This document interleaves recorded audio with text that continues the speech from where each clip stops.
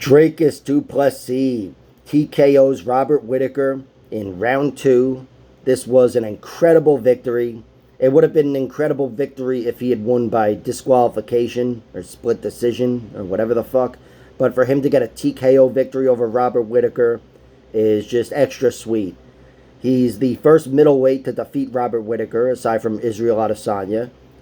And he's the third man to finish Robert Whittaker, TKO him, I should say, after Wonderboy Thompson and Israel Adesanya.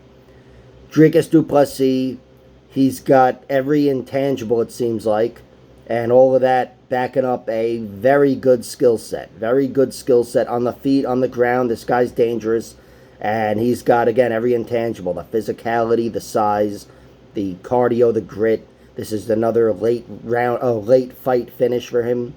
I think you can classify it as a late fight finish. I do with anything in round 2 or round 3. I consider, him winning down the stretch, as I like to say. And this is just another one. He's had multiple finishes down the stretch in the UFC. And here he gets his finest moment, finishing Robert Whittaker in round 2. And that was after a successful round 1. I thought Whittaker was winning early on. Had much cleaner strikes and better range management.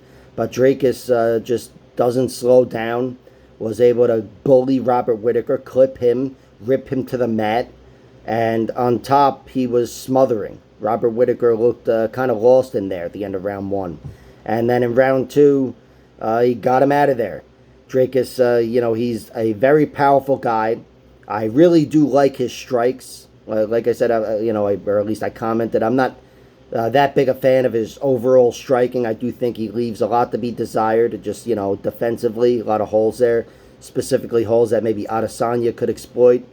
But I thought they'd be exploited by Whittaker as well. And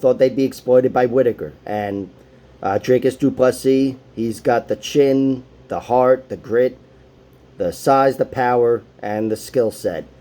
He's a problem for anybody. Just beat the number 2 guy in the world, or number 1, if they're doing that champion, then number 1 horse shit. I don't understand it. But now there's only one fight left, and it's against Israel Adesanya. And speaking of which, let me say, Adesanya, not a good look. Looked like he was daring Dricus to say the N-word. Just fucking weak. I don't know. Hopefully he was drunk or something, but regardless. Israel definitely looked like a guy that let his own identity crisis kind of take over that moment there. And should have just been a little classier, in my opinion. But whatever, you could argue he was trying to get in Dricus' head. I'm sure that's what he would say. But from my opinion, from my standpoint, he looked too emotional. Way too emotional. Making it about whatever, race and identity and all that horse shit. But Dricus du Plessis handled it with class, wanted to get in his face and do a stare down. And then once he realized there was no way out of this unless he calls him the N-word or whatever, I think he just walked away and said, fuck it. But nevertheless, a great victory for Dricus du Plessis. This was historic in a lot of ways. Again, considering Robert Whittaker's stature in the sport and, in the middleweight division. But Dricus, yeah, he leveled up here. Really, really impressed me. And came through big as an underdog. He was not my pick, but of course I bet on him. And yeah, much like Denise Gomez, these 3-1 underdogs that have a gigantic danger factor and a lot of intangibles, they're always worth a bet.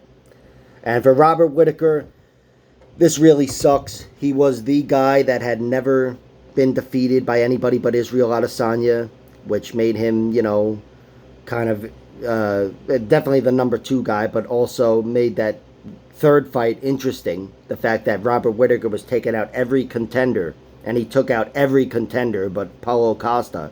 And then he ran into this guy, and Dricus du Plessis not only beats him, but puts him away. Fantastic fucking victory. Fantastic.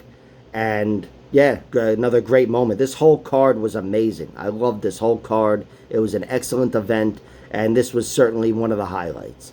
Like, share, subscribe, all that horse shit, and check out my other videos.